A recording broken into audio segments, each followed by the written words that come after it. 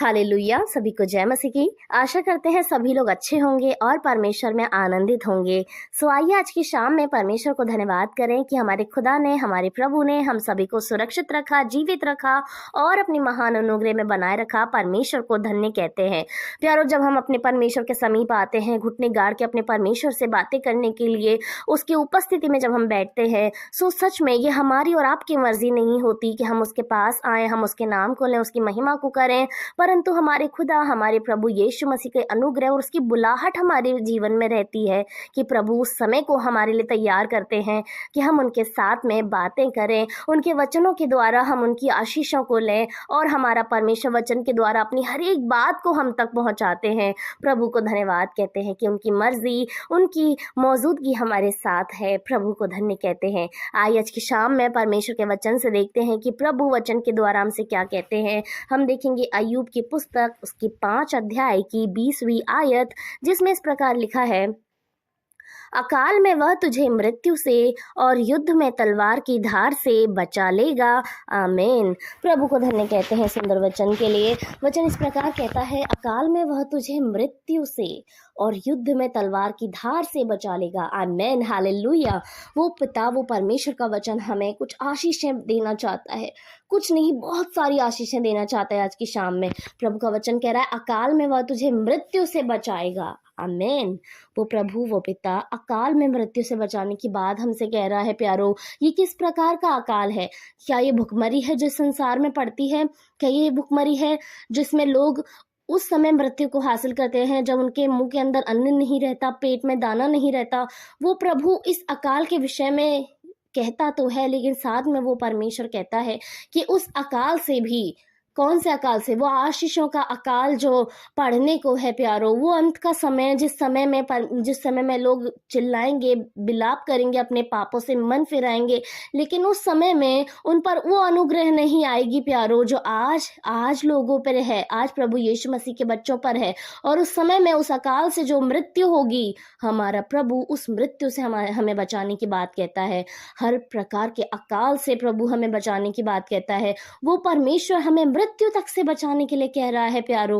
वो खुदा, वो परमेश्वर हमें इतना प्रेम करते हैं, हमें इतना इतना प्रेम करते हैं वो प्रभु यीशु, जिसका वचन कहता है कि मैंने तेरा चित्र अपने हाथों की हथेलियों पर खोद कर बनाया है। वो प्रभु हमें ऐसी आशीष दे रहा है कि वो हमें मृत्यु से बचाएगा, अकाल की मृत्यु से बचाएगा। ओ हालेलुया। प्रभु को धन्यवाद करते हैं। क्या ये सिर्फ शारीरिक मृत्यु है? क्या ये वो मृत्यु है जिसमें हमारा शरीर नाश होगा, या फिर ये प्रभु उस मृत्यु की बात कर रहे हैं कि हम सदैव अमर हो जाएंगे?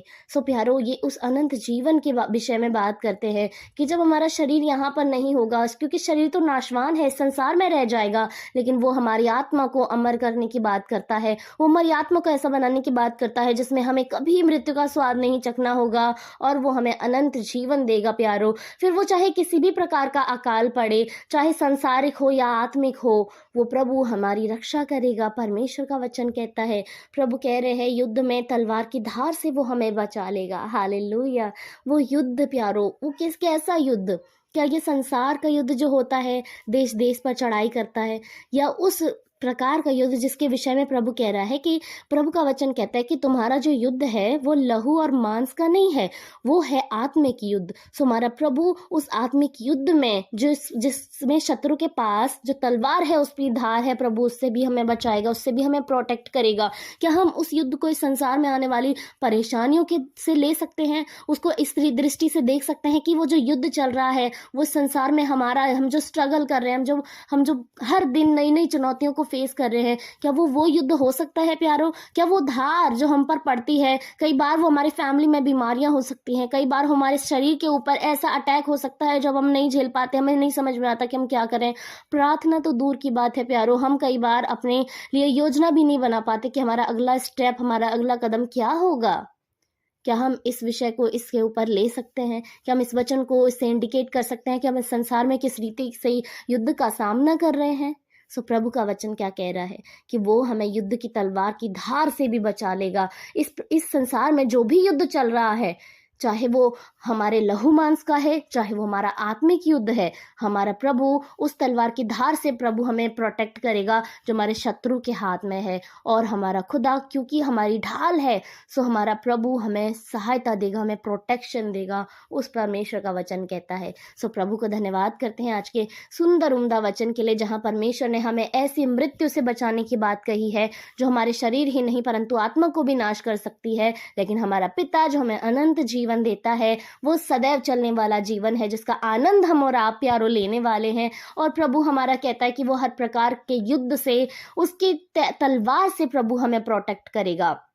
अब इसमें आप सोच सकते हैं, आप जान सकते हैं कि कैसे युद्ध को आप फेस कर रहे हैं, कैसी प्रॉब्लम्स को आप फेस कर रहे हैं, लेकिन निश्चय प्रभु के वचन पर भरोसा रखें कि वो खुदा, वो परमेश्वर जब आपको युद्ध से प्रोटेक्ट करेगा, युद्ध की तलवार से प्रोटेक्ट करेगा, तो वो मृत्यु से भी आपको प्रोटेक्ट करने वाला प्रभु है। वो आपकी सहायता और मदद करेगा। आइए आज की शाम में अपने आप को प्रभु को समर्पित करें और अपने परमेश्वर के समीप आएं। धन्यवाद धन्यवाद धन्यवाद हमारे राजा, हमारे प्रभु, आपको धन्य कहते हैं खुदा। धन्यवाद करते हैं प्रभु आपकी सुंदर उपस्थिति के लिए मेरे प्रभु, कि आपकी उपस्थिति हमारे साथ साथ बनी है मेरे प्रभु, आपको धन्य कहते हैं खुदावन। धन्यवाद करते हैं प्रभु आज की सुनहरी शाम को प्रभु हमें दिखाने के लिए परमेश्वर। धन्यवाद कि आपके अनुग्रह हम पर बना है प्रभु, कि हम आपकी उपस्थिति में बैठे हैं पिता परमेश्वर, हम आपको धन्य कहते हैं। धन्यवाद परमेश्वर, अच्छे आशीषित वचन के साथ प्रभु आपने हमें भरा है पिता। आपका वचन कहता है आप हमें अकाल की मृत्यु से बचाएंगे मेरे प्रभु, युद्ध में, युद्ध की तलवार से प्रभु आप हमें प्रोटेक्ट करेंगे खुदावंद यीशु मसीह। ऐसी कोई तलवार की धार नहीं है परमेश्वर जो हमारी हानि कर सके मेरे प्रभु, क्योंकि हमारी ढाल प्रभु आप हैं। यस मेरे प्रभु, धन्यवाद करते हैं परमेश्वर पिता, धन्य कहते हैं प्रभु आपके जीवित अनुग्रहकारी नाम को परमेश्वर पिता। हम विश्वास करते हैं प्रभु कि आज के समय में, आज की शाम में जितने लोगों ने इस वचन को सुना है, आपके द्वारा आशीषों को पाया है प्रभु। हालेलुया खुदा, होने दीजिए खुदा वचन की उपस्थिति प्रभु, आपकी उपस्थिति, पवित्र आत्मा की उपस्थिति प्रभु हर एक जीवन में होने पाए मेरे परमेश्वर। हमारा वो आत्मिक बुद्धि को प्रभु आप खोले मेरे खुदा, कि हम आपके वचन को सही रीति से समझें, उसे अपने जीवन में लागू करें मेरे प्रभु। और आपकी आशीषें जो वचन के द्वारा हम पर आती हैं प्रभु, हम उन्हें समझें और उन्हें अपने जीवन में देखें मेरे परमेश्वर पिता। धन्य कहते हैं प्रभु आपके अनुग्रहकारी नाम को खुदा। इस समय में जितने भाई बहन हमारे साथ जुड़े हैं प्रभु, अपनी प्रार्थनाओं को लेकर, अपनी दिक्कतों को लेकर खुदा आपके सम्मुख आए हैं परमेश्वर, आप उन्हें सहायता दें खुदा। उनके हर एक परेशानी में आप उनके साथ हैं प्रभु, उनके हर एक कमी घटी को पिता आप दूर करें मेरे यीशु मसीह। अपने अनुग्रहकारी हाथ को परमेश्वर हर एक परिवार, हर एक जन पर परमेश्वर, हर एक विशेष जन पर नामो नाम खुदा आपके हाथों में सौंपते हैं प्रभु, आप उन्हें सहायता दें मेरे परमेश्वर पिता। धन्यवाद करते हैं प्यारे यीशु, हम प्रार्थना करते हैं परमेश्वर आज की शाम में प्रभु आप उन्हें अच्छा भोजन दें खुदा, उनके शरीर में परमेश्वर जो ताकत दे और परमेश्वर जो बुद्धि को खोले मेरे प्रभु, ऐसे आशीष से प्रभु आप उन्हें भरें, ऐसे अच्छे भोजन से प्रभु आप उन्हें तृप्त करें पिता। जब आपके बच्चे सोने जाते हैं प्रभु, तो उनके सपने में परमेश्वर आप अपने दर्शन को, आप अपनी बातों को प्रकट करें मेरे खुदा। हर एक बुरे सपने से प्रभु, हर एक डरावने सपने से पिता आप उन्हें प्रोटेक्ट करें यीशु मसीह। जब आपके बच्चे सोते हैं पिता, तो आपके स्वर्गदूतों का बाड़ा परमेश्वर आपके बच्चों के चारों ओर लगने पाए पिता, जो हमें हर एक हानि से प्रभु, जो अचानक आने वाली परेशानी होती है उनसे प्रोटेक्ट करते हैं मेरे प्रभु। आप साथ रहें, आप अनुग्रह करें, हर एक जन को आपके हाथों में सौंपते हैं। सारा आदर महिमा जलाल अपने जीवन से आपको देते हैं, उद्धारकर्ता यीशु के नाम से आमीन आमीन और आमीन।